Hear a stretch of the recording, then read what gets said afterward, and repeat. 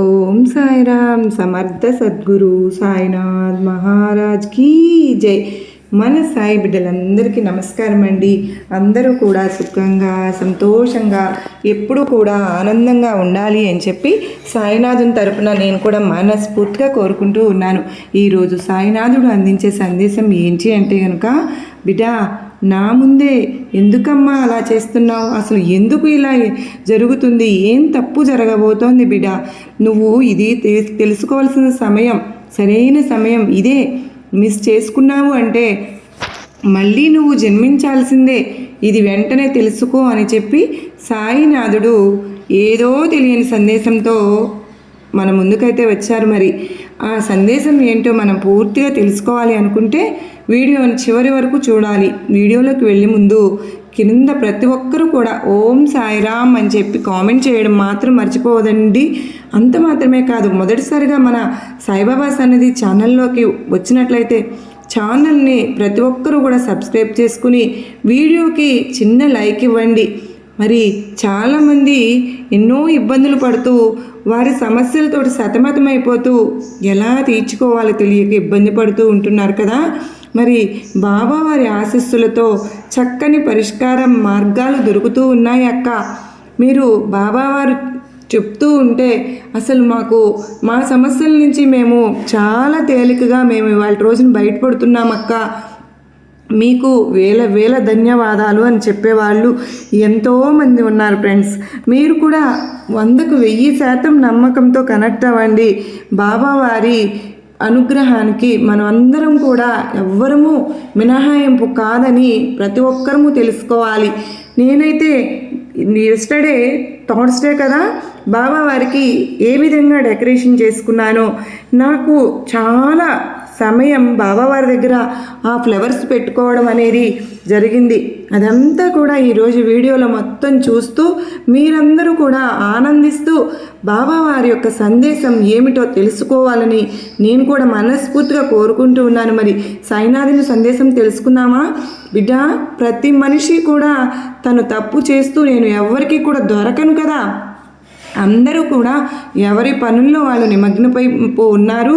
నా తప్పును ఎవరు గుర్తిస్తారులే, నేను ఎవరికి చిక్కను దొరకను అని చెప్పి పిల్లి గనక పాలు తాగుతూ ఉన్నప్పుడు నన్ను ఎవరు చూడడం లేదు కదా అని చెప్పి పొరపాటు పడి కళ్ళు మూసుకొని పాలు తాగుతూ ఉంటుంది కదా. అలా అప్పుడప్పుడు మానవులు కూడా ప్రవర్తిస్తూ ఉంటారు. ఏది ఏమైనప్పటికీ, ఎవరు ఏ తప్పు చేసినప్పటికీ వారికి వారి యొక్క కర్మానుసారమే ఆ యొక్క కర్మ ఫలితమే సరిగ్గా సమాధానం చెప్పే తీరుతుంది. అయితే తప్పు చేసేవాళ్ళు తమ తప్పులు ఎరుగరు అన్నట్లుగా ఈ యొక్క సాయినాథుడు ఒకరు ఉన్నారు. భగవంతుడు నన్ను చూస్తున్నాడు, నేను చేసిన తప్పులను గంపంత కన్ను పెట్టి మరీ చూస్తూ ఉన్నారు అని గుర్తించలేకపోతూ ఉన్నారు. వారికి అర్థం కావడం లేదు. అంత మాత్రమే కాకుండా ముఖ్యంగా ఇక్కడ చెప్పుకోవలసిన విషయం ఏమిటో తెలుసా? నేను అందరి గురించి చెప్పడం లేదు, కానీ కొంతమంది వ్యక్తుల గురించి మాత్రం చెప్తాను. ఈ మాటలు నీ మనసులో ఎక్కడో ఎవరి గురించో చెప్తున్నట్లుగా నిన్ను తాకుతాయి. ఎందుకో తెలుసా? ఇది నీ జీవితంలో అనుభవించిన పాఠం కదా. కనుకనే తప్పులు చేసేవాళ్లే ఎక్కువగా నాకు పూజలు చేస్తూ ఉంటారు. అదేవిధంగా ఎక్కువ ఎగబడి మరి నాకు దండాలు పెడుతూ ఉంటారు. తప్పులు చేసిన వాళ్ళే పూజలు, పునస్కారాలు, దేవాలయాలు, భగవంతుడు, యాత్రలు అంటూ అక్కడికి ఇక్కడికి తిరుగుతూ ఉంటారు. ఎక్కడో సంఖలోనే పిల్లిని పెట్టుకుని ఊరంతా తిరిగినట్లుగా ఎక్కడున్నా కూడా భగవంతుడే కదా తల్లి. ఎక్కడ ఊరిలో ఉన్న దేవుడు తక్కువ కాదు, ఎక్కడ దూరపు కుండలో నునుపు అన్నట్లుగా దూరంగా ఉన్న దేవుడు గొప్ప. ఇక్కడ నేను భగవంతుడి గురించి మాట్లాడుతున్నాను అని చెప్పి మీరు తప్పుగా అనుకోవద్దమ్మా. ఎందుకో తెలుసా? ఇప్పుడు నీకు తెలియాల్సిన సమయం అనేది వచ్చింది. కనుకనే ప్రతిదీ కూడా నీకు అర్థమయ్యే రీతిలో వివరించి చెప్తున్నాను. ఒకే ఒక్క మాట గుర్తుపెట్టుకో, అందని ద్రాక్ష పులుపు అని చెప్పి కడుపులో లేని ప్రేమ కాళ్ళ మీద పడినా వస్తుందా? రాదు కదా అని చెప్పి మనల్ని నమ్మని వారికి మనం ఎంత మంచి వాళ్ళము అని చెప్పి రుజువు చేసుకునే ప్రయత్నం చేసినా సరే వారు మనల్ని చనిపోయేంత వరకు కూడా నమ్మరు అని చెప్పి నువ్వు ముఖ్యంగా అన్నిటికంటే కూడా తెలుసుకోవాల్సిన విషయం.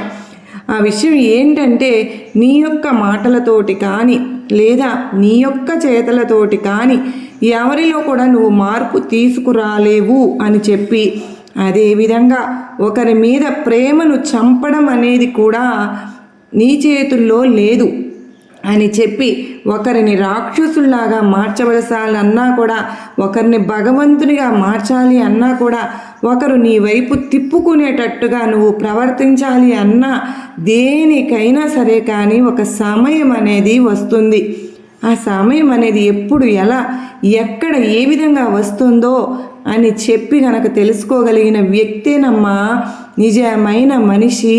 ఇప్పుడు ఇక్కడ నేను చెప్పే ప్రతి మాట కూడా నీ జీవితానికే ముడిపడి ఉంటుంది. ఎందుకు అని అంటావా? నువ్వు ఎవరినైతే నీ సొంతం, నీ వ్యక్తి, నీ మనిషి, నీతోటే ఉండేవారు, నన్ను ప్రేమించేవారు, ఇతను ఏ విధమైన తప్పులు చేయకూడదు లేదా ఈవిడ ఏ విధమైన తప్పులు చేయకూడదు, వీరు మంచిగా ఉండాలి, ఎటువంటి చెడు వ్యసనాలకు బానిస అవ్వకూడదు అని చెప్పి వారికి నువ్వు పదే పదే హితబోధ చేస్తూ అనేది ఉంటావు. అలా హితబోధ చేసేటప్పుడు నువ్వు ఆ చెప్పిన మాటలు అనేవి వారికి ఆ యొక్క మాట తీరు ఏ విధంగా ఉంటుంది అంటే కనుక, వారి మీద నీ ద్వేషాన్ని చూపిస్తున్నట్లుగా, వారి మీద కోపాన్ని, ఆవేశాన్ని చూపిస్తున్నట్లుగా, వారంటే ఆ యొక్క ప్రవర్తన ఇష్టం లేదు అన్నట్లుగా, ఇంకాస్త వారు నిన్ను తప్పుగా అపార్థం చేసుకుని ఏవైతే వద్దు అని చెప్పి మనం అనుకుంటూ ఉంటామో అదే వారు చేయడానికి ఇష్టపడుతూ ఉంటారు. ఎంతవరకు వారి యొక్క కర్మానుసారం అనుభవించేంతవరకు అలాగే లోకులు కాకులు అనే మాట ఎందుకు వచ్చిందో మీకు కొత్తగా నేను చెప్పవలసిన అవసరం లేదు. కానీ ఆ కాకుల గురించి ఆలోచిస్తున్నావు చూసావా, దాని గురించి మాత్రమే నేను చెప్పాలి అని అనుకుంటున్నాను. పిల్ల ఎప్పుడైనా కానీ ఒక మాట చెప్తారు, జాగ్రత్తగా వింటారు. ఏంటి అంటే కనుక, భగవంతుడు అన్నీ కూడా చూస్తూ ఉంటాడు, అసలు నీలోనే భగవంతుడు ఉన్నారు అనే మాటను నువ్వు గుర్తుపెట్టుకోవాలి. నీ మనస్సాక్షి ఉంటుంది చూసావు, ఆ మనస్సాక్షికి ఏది తప్పు, ఏది ఒప్పు, నువ్వు ఏ పని చేయాలి, నువ్వు ఏ పని చేయకూడదు, నువ్వు ఎవరితో మాట్లాడాలి, నువ్వు ఎవరితో మాట్లాడకూడదు అనేవి అన్నీ కూడా ఆ మనస్సాక్షికి పూర్తిగా తెలుస్తాయి. అలా పూర్తిగా తెలుసుకున్నప్పుడు ఇక్కడ వేరే చుట్టుపక్కల ఉన్న నీ బంధుమిత్ర స్నేహవర్గంలో ఉండే ఆ యొక్క ఈర్ష్య స్వభావాలు ఎవరైతే ఉంటున్నారో, నువ్వు ఈ పని చేయవద్దు, నువ్వు ఇక్కడికి వెళ్ళవద్దు, నువ్వు అలా ఉండకూడదు, నువ్వు ఇలా ఈ పని చేస్తే నీకు వారి ద్వారా నీకు మాటలు వచ్చే అవకాశాలు ఉంటాయి, నువ్వు అంత చేటు పోసుకోవాల్సిన అవసరం అయితే లేదు, ఇలా రకరకాల మాటలతో నువ్వు ఒక పని చేయాలి అనుకున్నప్పుడు ఆ పని మీద నీకు శ్రద్ధ లేకుండా 10 రకాల మాటలు చెప్పి నిన్ను వెనక్కు లాగే ప్రయత్నం అనేది చేస్తూ ఉంటారు. అలా వెనక్కి లాగే ప్రయత్నం చేసినప్పుడు నీ మనస్సాక్షి నీకు మొదట ఏదైతే చెప్తుందో అది నువ్వు చేయగలుగుతావు, నువ్వు చేస్తావు. మహా అయితే ఓడిపోతాను, మళ్ళీ నేను ఏదో ఒక అనుభవం నేర్చుకుని చేస్తాను అని చెప్పి నీ మనస్సాక్షి చెప్తుంది చూడు, అది మరి ఈ చుట్టుపక్కల ఉన్న వారందరూ కూడా నువ్వు ఇది చేయవద్దు అని చెప్పినప్పుడు నీలో ఉండే ఆ మనస్సాక్షి అనే భగవంతునికి నువ్వు గౌరవం ఇస్తావా? ఈ లోకులు కాకులు అనే మాటకు నువ్వు గౌరవం ఇస్తావా? అది మాత్రమే నువ్వు నిర్ణయించుకోవాల్సి ఉంటుంది. ఇక మరొక విషయం చెప్పమా, నువ్వు ఏదైనా పని చేసినప్పుడు వారు నా గురించి ఈ విధంగా మాట్లాడుకుంటున్నారు, నేను ఈ పని చేస్తే నన్ను తప్పుగా అనుకుంటారేమో, అయ్యో నేను ఈ ఫంక్షన్కి వెళ్తున్నాను, నా తోడు ఎవరూ లేరే, నేను ఒంటరిగా వెళ్తున్నాను, ఒకవేళ నన్ను తన వెనక ఎవరూ లేరు అని చెప్పి అపార్థం చేసుకుంటారా లేదా నన్ను తక్కువగా చూస్తారా, లేదా నన్ను హేళన చేస్తారా, ఇలా రకరకాల అనుమానాలు సమాజంలో తిరుగుతూ ఉన్నప్పుడు వస్తూ ఉంటాయి. తల్లి, ఎప్పుడైనా సరే కానీ ఇక్కడ ఎవరు కూడా బంగారు పళ్ళెంలో నుంచి ఆకాశం నుంచి ఊడి కింద పడలేదమ్మా. ప్రతి ఒక్కరూ కూడా తల్లిదండ్రులకు పుట్టిన వాళ్ళే. నువ్వు కూడా భూమి మీదకు ఏ విధంగా వచ్చావో అవతలి వ్యక్తులు కూడా భూమి మీదకి అదే విధంగా కదా వచ్చారు. అవతలి వ్యక్తుల చుట్టుపక్కల 4-5 ఉంటున్నారు అంటే దానికి కారణం ఏంటి అంటే గనక అవతలి వ్యక్తులలో ఎదుటివారిని పడేసే విధంగా మాట తీరు, ఎదుటివారి యొక్క మాటలు వినేటట్లుగా వీరి యొక్క అడుగుజాడలు, ఎదుటివారు ఏది చెప్పినా సరే కానీ శభాష్ అని పొగిడేలా ఉండే వీరి యొక్క మనస్తత్వం, ఎదుటి వారి కింద లొంగే వీరి యొక్క పరిస్థితి, అన్ని రకాలు కూడా వారి చుట్టూ 4 ఉండేలాగా చేస్తాయి. నీ మనసులో ఉండే భావన ఏంటో నేను చెప్పనా? నా పని నేను చేసుకుంటూ వెళ్తాను, నా కష్టం నేను పడుకుంటూ వెళ్తాను. ఒకరితో కలవాల్సిన అవసరం ఏమిటి అనేది వచ్చినా సరే కానీ, కలవాలి అని చెప్పి నేను అనుకున్నా సరే కానీ, వారు చూపించే అహంకారానికి, వారు చూపించే ఆ యొక్క ప్రత్యేకమైనటువంటి శ్రద్ధ అవతలి వారిపై నా మీద చూపించడం లేదు కనుక నేను వీరి కింద లొంగకూడదు అని చెప్పి అనుకుని ఒంటరిగా మిగిలిపోతూ ఉంటున్నావు. తల్లి, ఇక్కడ ఒక మాట చెప్పనా? జాగ్రత్తగా వింటావా? ఎప్పుడైనా సరే కానీ ఎక్కడ నెగ్గాలో తెలిసిన వారికే ఎక్కడ తగ్గాలో కూడా తెలుస్తుందన్నమాట. కనుక తగ్గే సమయం వచ్చినప్పుడు తప్పు లేదమ్మా, తగ్గు. ఒకరి కింద లొంగాల్సిన సమయం వచ్చినప్పుడు లొంగు, అక్కడ కూడా తప్పు లేదు. నీ యొక్క అవసరాలను తీర్చుకోవడానికి, నీ యొక్క పనులను చేపించుకోవడానికి ఒకరు చెప్పిన మాట వినాల్సిందే, అందులో కూడా తప్పు లేదు. కానీ ఇక్కడ ఒకరి కింద లొంగడము అంటే నువ్వు ఓడిపోయినట్లు కాదు బిడ్డ. ఒకరి కింద నువ్వు అవసరం అని చెప్పి వారి అవసరం కోసం, అంటే నీ అవసరం కోసం వారి దగ్గరకు వెళ్ళావు అంటే వారి కింద నువ్వు చెయ్యి చాపినట్లుగా అని చెప్పి నువ్వు అనుకోనే వద్దు. ఇక్కడ ఎవరి పనులు వారు గడిపించుకోవడం కోసం, ఎవరి అవసరాలు వారు తీర్చుకోవడం కోసం ప్రతి ఒక్కరూ కూడా నటన పడేవాళ్లే. ఇక్కడ ఎవరికి కూడా ఒకరి మీద ఒకరికి ప్రేమలు అనేవి లేవు, ఆప్యాయతలు లేవు. ఇదైతే మాత్రం నిజం, ఒప్పుకుంటావా? లేదు. కనుకనే ఇక్కడే నువ్వు తెలుసుకోవలసిన ముఖ్యమైన విషయం మరొకటి ఉంది. అంటే కనుక ఎక్కడ నెగ్గాలో నీకు నేను చెప్పవలసిన అవసరం లేదు. నీ యొక్క వృత్తి యందు ఎంత కష్టపడితే నువ్వు నెగ్గుతావో, ఏ ఏ పనులు చేసుకుంటూ వెళ్తే నువ్వు సాధిస్తావో, ఎక్కడ లక్ష్యం దృష్టి పెట్టగలిగితే నువ్వు విజయం అందుకుంటావో ఇవన్నీ నీకు తెలుసు. కనుక మనసులో తగ్గాలి అనుకున్నప్పుడే ఎక్కడో నీ ఆత్మాభిమానం నీకు అడ్డు వస్తుంది. చూడు, నేను వీరి కింద లొంగేది ఏమిటి? మీరు నాకు అపాయం చేయాలి అని చెప్పి చూసిన వాళ్ళు, వీరు నాకు కీడు కలుగజేయాలి అని చెప్పి చూసిన వారు, వీరు నేను ఇప్పుడు లొంగాను అంటే గనుక నన్ను ఒక బానిసలాగా చూస్తూ ఉంటారు. ఏమో ఇది కరెక్ట్ కాదు కదా, ఇది తప్పు కదా అని చెప్పి నువ్వు అనేక ఆలోచనలతోటి కొన్నిసార్లు నీ పనులను కూడా వెనక్కి లాగేసుకుంటూ ఉన్నావు. కానీ వసుదేవుడు అంతటి వాడే గాడిద కాళ్ళు పట్టుకున్నాడు అన్న మాటని మరచిపోతున్నావు బిడ్డ. గుర్తుంచుకోమ్మా. ఎందుకంటే ఇక్కడ పని జరగడం ముఖ్యం, కానీ ఈ పని జరిపించుకునే సమయంలో నీ ద్వారా ఎదుటివారికి నష్టం కలగనంత వరకు కూడా నువ్వు ఏ తప్పు చేయనట్లే లెక్క. ఎదుటివారి చేతుల్లో నువ్వు నష్టపోనంత వరకు కూడాను నువ్వు తెలివిగా అలర్ట్ అయినట్టే. కానీ అంటే నీ యొక్క సమయాన్ని, నీ యొక్క ఆలోచన తత్వాన్ని కరెక్ట్గా అయిన రీతిలో ఉపయోగించుకున్నట్లు లెక్కే అనుకుని కనుకనే ఎప్పుడైనా సరే కానీ నీ పనులు నువ్వు చేపించుకోవడం కోసం పగవారి దగ్గరకు వెళ్ళి చెయ్యి చాపి అడగడంలో నా ఉద్దేశంలో అయితే తప్పు లేదు అని చెప్పి తెలుసుకో. ఎందుకు అంటే కనుక తల్లి, ఒక విషయాన్ని చెప్తాను, జాగ్రత్తగా విను. ఇక్కడ నీ మనస్థితి అనేది ఏ విధంగా ఉంటుంది అంటే కనుక నువ్వు వ్యక్తిగతంగా చాలా మంచిదానివి. ఎవరిని కూడా ఏ అపాయాన్ని, ఏ కీడుని కూడా చేయవు. ఒకరి నాశనాన్ని కానీ పతనాన్ని కానీ ఎప్పుడు కలలో కూడా కోరుకోలేదు. నీలో ఒక ప్రత్యేకత అనేది ఉంది. ఏదైనా సరే కానీ నువ్వు పని చేయాలి అనుకుంటే పట్టు వదలని విక్రమార్కుడిలాగా చాలా కష్టపడి ఆ పనిని చేసుకుంటూ వెళ్ళిపోతావు. ఈ యొక్క ప్రక్రియలో ఒక్కొక్కసారి అందరిలాగా నువ్వు నలుగురితో మాట్లాడలేకపోతూ ఉన్నావు. చిన్నప్పటి నుంచి కూడా ఎన్నో కష్టాలు బాధలు పడి ఒకరి కింద తగ్గి తగ్గి ఉండడం వల్ల అసలు నీ యొక్క మానసిక స్థితి అనేది నలుగురిలోకి వెళ్ళి మాట్లాడాలి అంటే కొంచెం భయంగా అనిపిస్తూ ఉంటుంది. కానీ ఎప్పుడైతే నీకు వయసు పెరుగుతూ వచ్చిందో అప్పుడు నీలో ధైర్యం అనేది పెరుగుతూ రావాలి. ఎదుటివారు పులులు సింహాలు కాదు కదా బిడ్డ. ఎప్పుడైనా సరే కానీ ఎవరితో అయినా సరే కానీ ఎలాగైనా కానీ తెలివిగా మాట్లాడగలిగే సత్తా నీలో ఉన్నప్పుడు కాస్త ఆ తెలివికి ధైర్యాన్ని గనుక కూడా పలుకుకోగలిగితే ఇక నిన్ను మించిన యోధులు ఎవరూ ఉండరు అని చెప్పి నేను చెప్తున్నాను.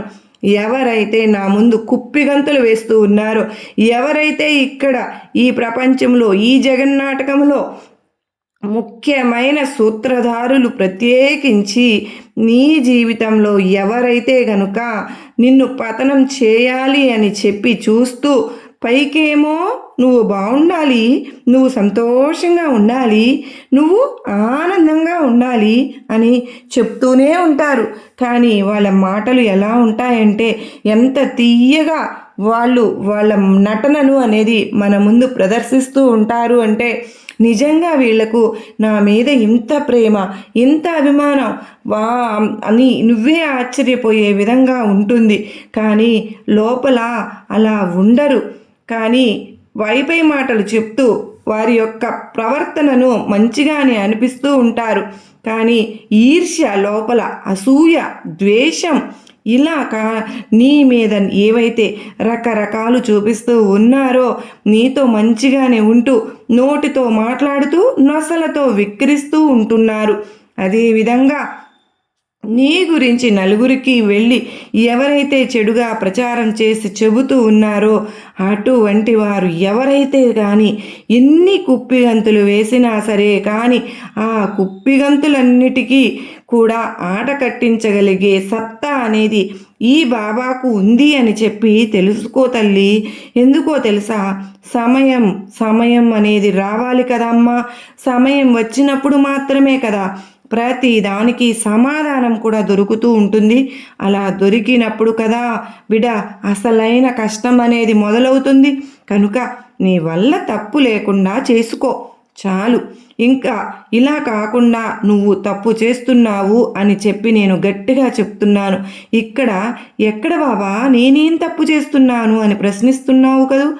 ఒకరి గురించి ఆలోచన ఒకటి, ఒకరు మారతారు అని చెప్పి ఎదురు చూస్తూ ఉండడం, ఒకరిలో ప్రేమను వెతుక్కుంటూ ఉండడం, ఒకరు నీ మీద ప్రేమను చూపించాలి అని చెప్పి నువ్వు ఎదురు చూస్తూ ఉండడం, ఎందుకమ్మా వారి ప్రేమను నువ్వు ఆశించడం, ఇవన్నీ కూడా తప్పులే కదా బిడ్డ.